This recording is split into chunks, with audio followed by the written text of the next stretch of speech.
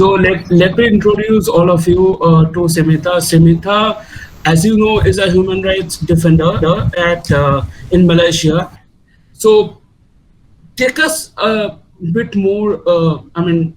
Tell us a little bit more on the resume building process. I mean, not only in terms of University of Manchester, but also in terms of your undergrads in University of South Australia. How was the resume building process? If you can highlight on those things which the audience can, I mean, take a note of what things to include in this CV and stuff.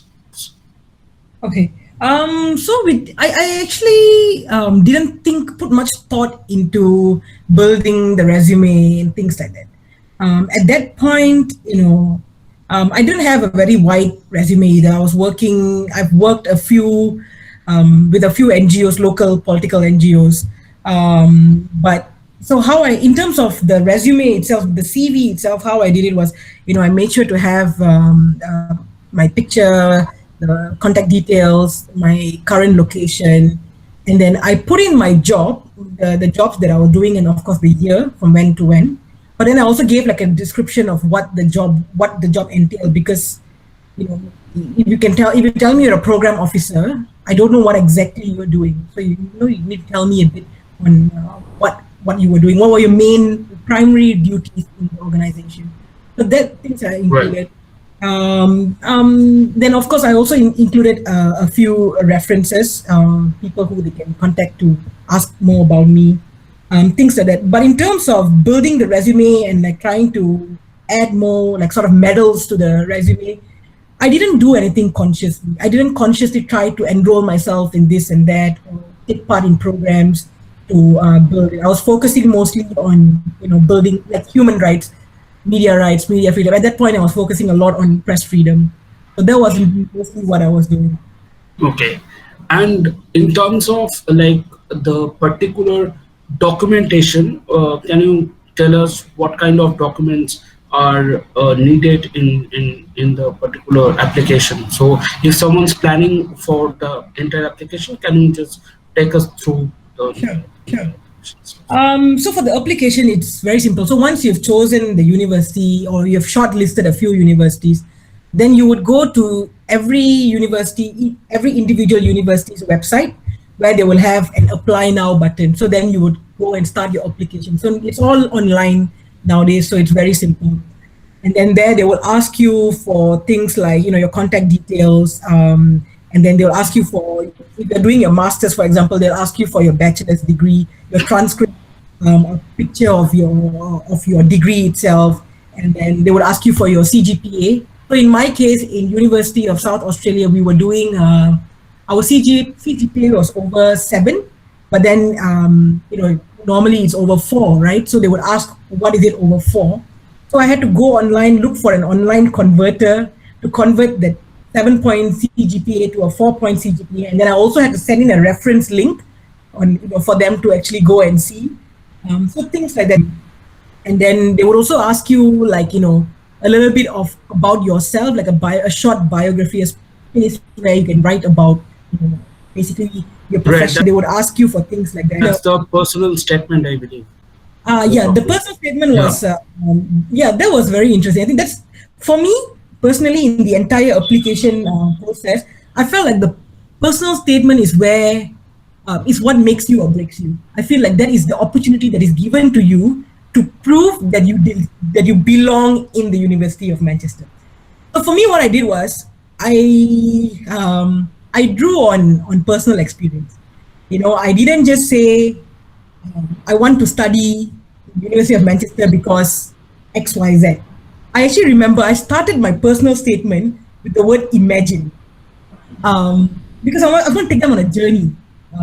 That's how I felt my personal statement was. I'm going to make them step into my world and walk with me in this journey.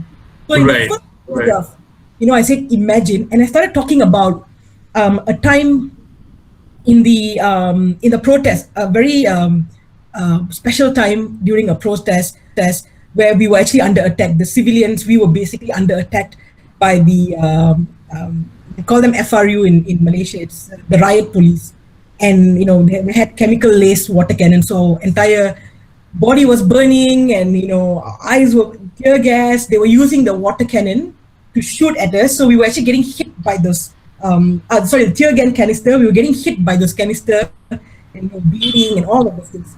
Um, Rubber bullets, all of that. And in Malaysia, it's a multiracial country, so we have a lot of um, politicians. They tend to use race as a political division tool. They try to divide and conquer, use the British strategy, right?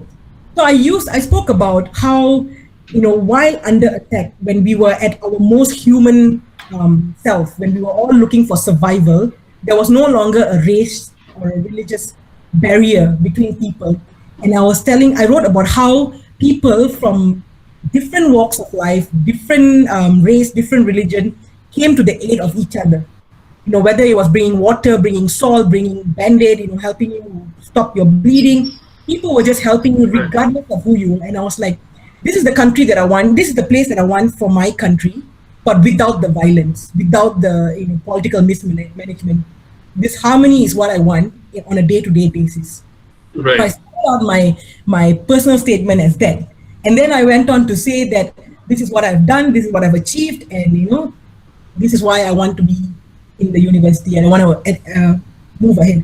And I think one of the other important advice that one of my former lecturers gave me at that point, he said that as Asians, we tend to write from a very humble perspective. We tend to be things like I think, I believe, those kind of things.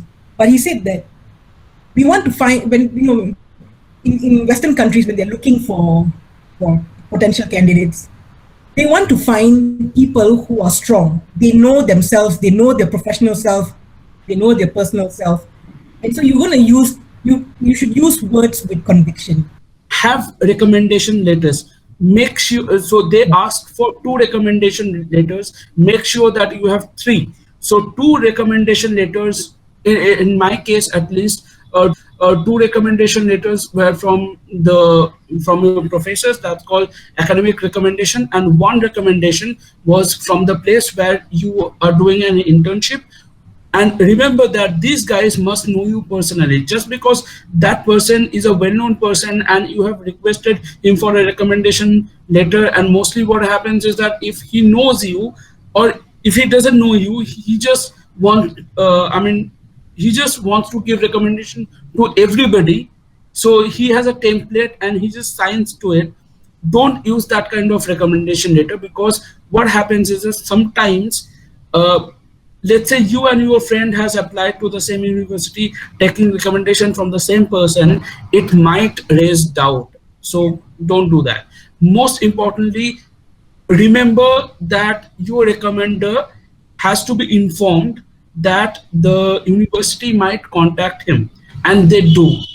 So if your recommender does not know you at all, and he or she gets an email that you have provided a recommendation, or your name has been provided as a recommender for this person, and he doesn't reply to that mail, your application is going to suffer because of that. So keep that in mind. On that note, I think it's always very, I think, in terms of, we're looking at it ethically, it's always better to ask the person, hey, I'm applying to the university and I would like to have you as a recommender. Would you be able to do that? It's always nicer to ask than to, just put in their email address and then it catches them off guard. And it feels like, Right. it doesn't feel that nice. So it's always better to go and ask them, and if they agree, then you put in their contact details. Right. So I'm just going to add to it, like different universities do it in different way. So normally the universities in the UK ask you to put the name of the recommender to the application form, and later on the recommender has to provide the recommendation letter to the university directly, and you should not look at the recommendation letter. That's the normal process. But in the US, you are supposed to get the recommendation letter from the recommender, and along with the application form you can submit the recommendation letter. So different universities do it different way. So keep that in mind. But it is very important to know the person personally, and he must know you in terms of your work as well, because for example, if somebody is giving you a recommendation letter and he does not know what kind of a student you are, then that might be a problem in terms of him writing a recommendation letter for you, and your the credibility of your application will be suffering.